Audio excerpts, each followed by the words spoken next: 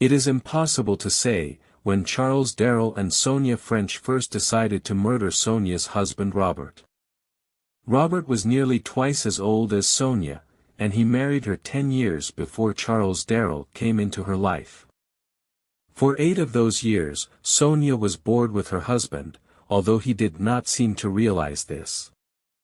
He was more interested in his books and the silver which he bought. Sonia and Charles were lovers for 6 months before things became difficult. People were beginning to talk, and it could not be long before Robert found out about them. Robert will never give me a divorce, thought Sonia, and Charles and I have no money of our own. But Sonia knew that Robert's silver alone was worth enough money to make life very comfortable for her and Charles. By a strange accident, it was a policeman who gave them the idea for their murder plan. The inspector made a surprise visit to the French's house one evening. Charles was also there. He often came in for a drink. There have been several burglaries near here, the inspector told Robert, and we haven't caught the burglar. We know who he is, and it can't be long before we catch him, but we're very worried. He carries a gun, and we're almost sure he has killed a man. Now this house is in a very lonely place. Mr. Darrell is your only neighbor.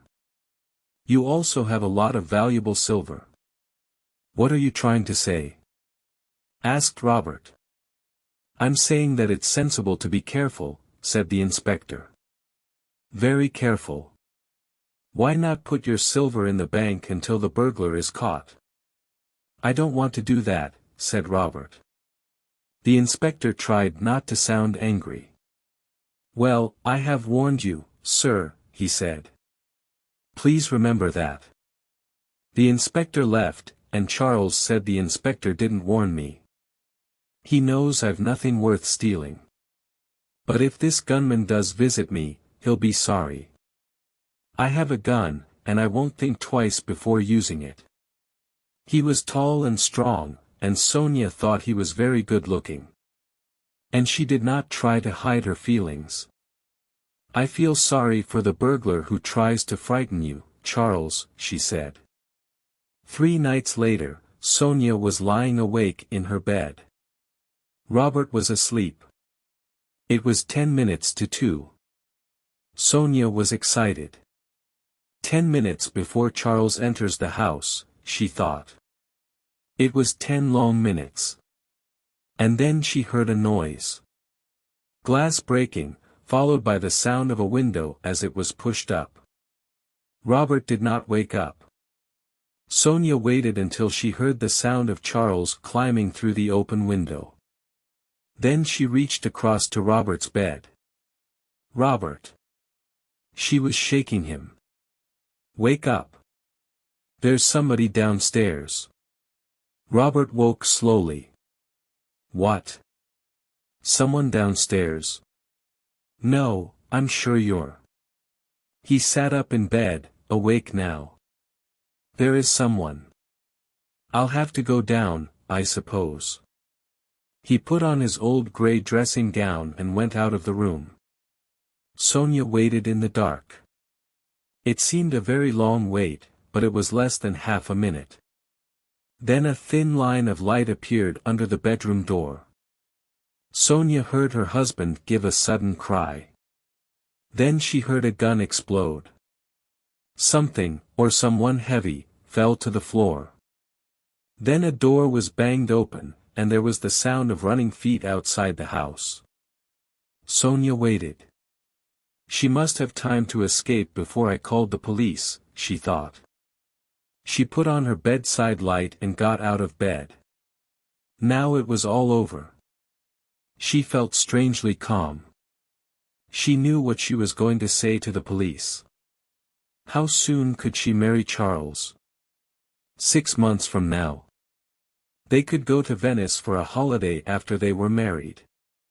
She had always wanted to see Venice. Then the door opened, and Robert walked in.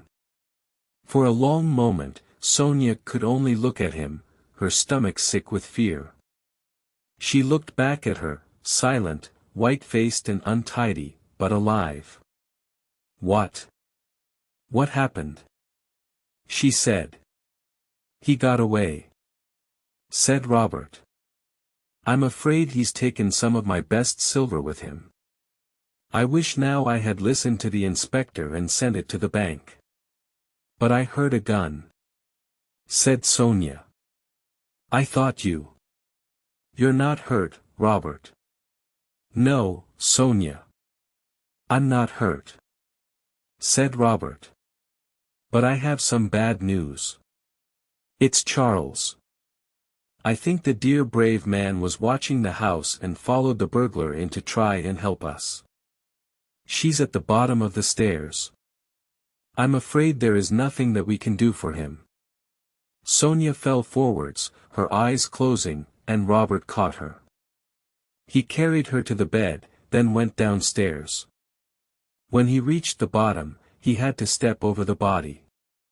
He did this calmly, stepping around the blood on the carpet. But when he walked into the room where he kept his silver, he wanted to cry. All of the best pieces were gone. He closed the door and went into his study. But before he telephoned the police, he was careful to clean the small gun that was in his dressing gown pocket. Then he locked it inside his desk. He had taken care of the one problem in his usually very tidy life, and he wanted to make sure he would have no more trouble. As the inspector said, it was sensible to be careful.